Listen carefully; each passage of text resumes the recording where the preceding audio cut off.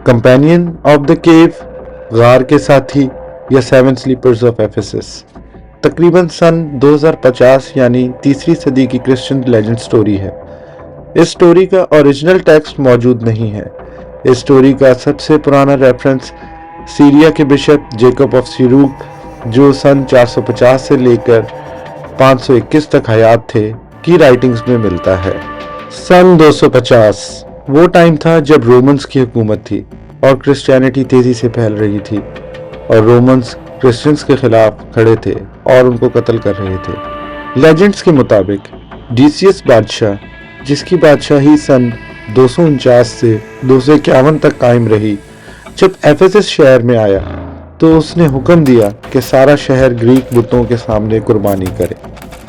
उस शहर में 7 क्रिश्चियन नौजवान रहते थे, जिनके नाम कुछ यूं दर्ज हैं: Maximilian, Iamblichus, Martinian, John, Dionysius, Constantine and Antoninus. इन नौजवानों ने बादशाह के हुक्म को मानने से इनकार कर दिया।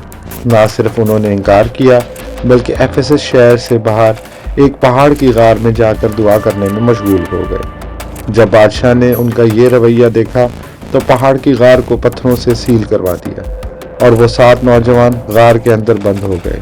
आपको बताते चलें कि एफेसस शहर का मॉडर्न नाम सेल्चुक है और ये शहर टर्की में है। खुदा ने उन 7 नौजवानों पे गहरी नींद भेजी और वो सो गए। टाइम गुजरता गया और बुतों की पुजारी रोमन हुकूमत की बजाय क्रिश्चियन रोमन हुकूमत आ गई, जो तकरीबन थियोडोसियस दोम का दौर बनता है, जो कि सन 408 से 450 का टाइम है। इस ज़माने में जीसस क्राइस्ट से रिलेटेड मौत के बाद ज़िंदगी की बहुत सी बातें हो रही थी। एक लैंडलॉर्ड ने वो ज़मीन खरीदी जहाँ ये गार मौजूद थी। उस लैंड ओनर का ये प्लान था कि वो इस गार को खुलवा के इसमें अपने जानवर रखेगा, पर जैसे ही वो ये गार खुलवाता है तो उस गार में मौजूद नौजवान उसको नज़र आ जाते हैं और उन नौजवानों की आंख भी खुल जाती है। उन नौजवानों को लगता है कि वो शायद एक ही रात सोए हैं, इसलिए वो अपने में से एक आदमी को कहते हैं कि शहर जाकर कुछ खाने को लाए। और जब वो शहर जाता है तो हैरान हो जाता है, क्योंकि शहर में बहुत सी इमारतें बन चुकी होती हैं और हर तरफ क्रिश्चियन क्रॉसेस नज़र आ रही होती हैं।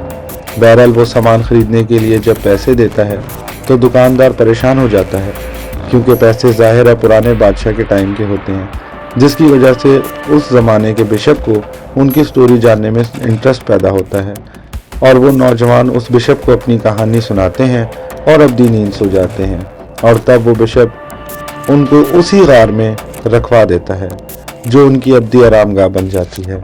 स्कॉलर्स के मुताबिक इस स्टोरी के बहुत से वर्जन्स हैं, जिनमें इन स्लीपर्स के थोड़े डिफरेंट नाम बताए जाते हैं। काफ़ी वर्जन्स में तो इन स्लीपर्स की तादाद में भी इख्तलाफ है। कुछ का मानना है कि इन स्लीपर्स के साथ इनका कुत्ता भी था, जिसका नाम वेरिकैनिस था। इस स्टोरी के इतने वर्जन्स होने पे ये भी कहा जाता है कि ये सिर्फ एक स्टोरी थी जो क्रिश्चियनिटी के मुश्किल दौर में क्रिश्चियंस में मशहूर थी, ताकि ईमान में मजबूती पैदा हो। बहुत सी आर्कियोलॉजिकल एक्सकेवेशंस में भी इस स्टोरी से रिलेटेड साइट्स दरियाफ्त करने की कोशिश की गई, पर अब तक कोई ऐसी चीज़ नहीं मिली जिससे इस स्टोरी को सच्चा साबित किया जा सके। लेकिन बहरहाल ये वसूख से कहा जा सकता है कि यह स्टोरी 5वीं सदी की मशहूर स्टोरीज में से एक है।